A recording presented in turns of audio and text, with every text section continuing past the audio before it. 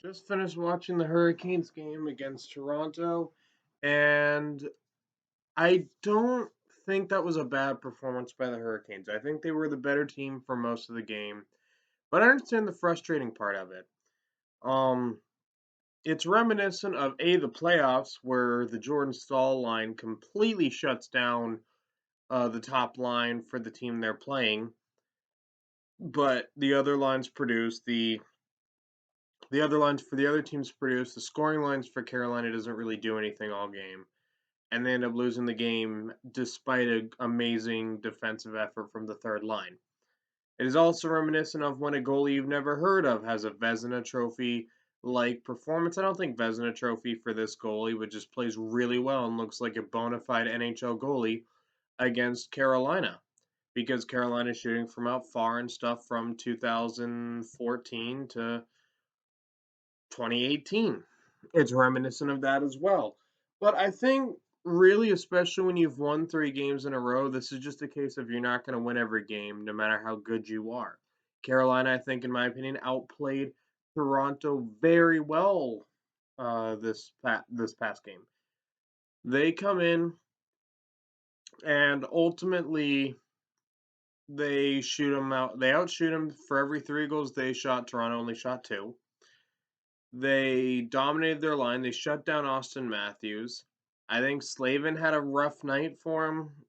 And, the penalty kill played well. The power play killed well. Just Toronto was able to come in and win a game that on paper they shouldn't have. I mean, that's just how I view it. Kudos to Toronto. It's off a back to back. So, Toronto, I think if it wasn't a back to back and Carolina comes out the way they did, maybe they don't outplay Toronto most of the game. So this isn't me crapping on Toronto for the sake of crapping on Toronto. I just am saying how I see it. Slavin, I think, had a rough night. 2 goals were his fault. So hold on one second. Sorry about that. But anyway, this was a game where Carolina really could have been. The game could have gone either way. They had quite a few scoring chances where the puck just didn't bounce their way. Even though I don't think they got as many scoring chances as they should, having a team come in off a back to back. But I mean, it is what it is. But yeah, I mean, they got a power play goal, which is great. Nason's been a great addition on the power play. Hopefully Carolina can continue their power play woes. Again, it's not what I'm looking for when Carolina's power play plays well. What I'm looking for behind Carolina's power play is how they break in after a team clears the puck. I think they've gotten better at it. I think the Canes power play has just been objectively good. However, that's something they got to do consistently throughout the entire regular season and in the playoffs because the power play is something that costs us in the playoffs. It's just the way it is. So there's that. Hurricane of the game. Oh, and Steven Nason, I thought particularly played well in the first period. Definitely his first period as a Carolina Hurricane so far. He doesn't win Hurricane of the game for me. For me, just based on how much he shut him down. Austin Matthews didn't get a single shot on goal tonight because of the work Jordan Staal did. Jordan Staal, for me, continues to have a career renaissance the past 2 or 3 years where I was thinking, oh, he's going to be winding his career down. So it might not be a career renaissance. It might just be how I view Jordan Staal. And he really has proven that no, he's just a really good hockey player once again. I mean, I think there was a period of lull when he was on the second line where it looked like he was winding down. He wasn't that good, but I always thought, he could be a good third liner. And he's one of the best third line centers in the league. They have the best third line. I think Jordan Stahl is the best third line center in hockey. I mean, just name a better one. I don't think he would be a good second line center. His game just isn't catered to that anymore.